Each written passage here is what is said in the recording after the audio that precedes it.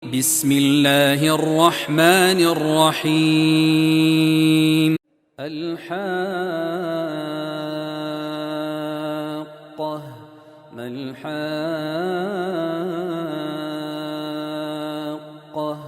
وما أدراك ما الحاقة كذبت ثمود وعاد بالقارعة فأما ثمود فأهلكوا بالطاغية وأما عاد فأهلكوا بريح صرصر عاتية سخرها عليهم 7 ليال و8 أيام حسوما فترى القوم فيها صرعى كأنهم أعجاز نخل خاوية فهل ترى لهم من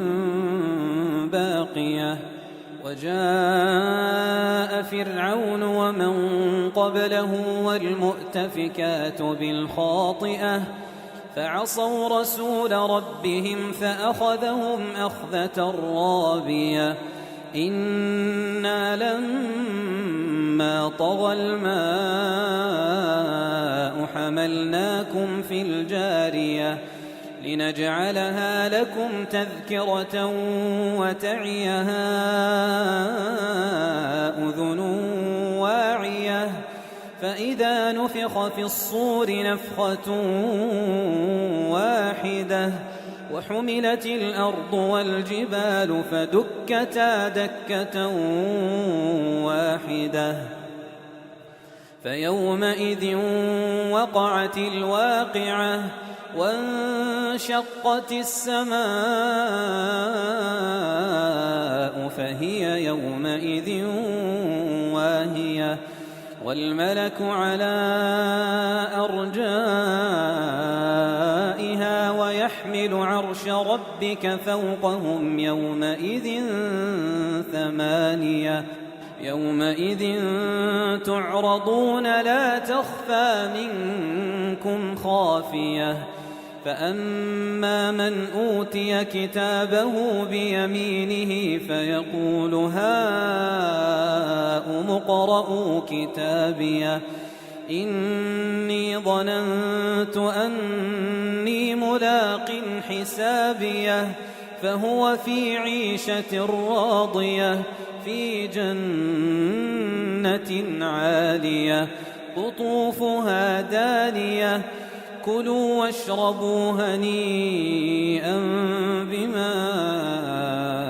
أسلفتم في الأيام الخالية وأما من أوتي كتابه بشماله فيقول يا ليتني لم أوت كتابيه ولم أدر ما حسابيه يا ليتها كانت القاضية ما أغنى عني ماليه هلك عني سلطانيه خذوه فغلوه ثم الجحيم صلوه ثم في سلسلة ذرعها 70 ذراعا فاسلكوه إنه كان لا يؤمن بالله العظيم ولا يحض على طعام المسكين فليس له اليوم هاهنا حميم ولا طعام إلا من غسلين لا يأكله إلا الخاطئون فلا أقسم بما تبصرون وما لا تبصرون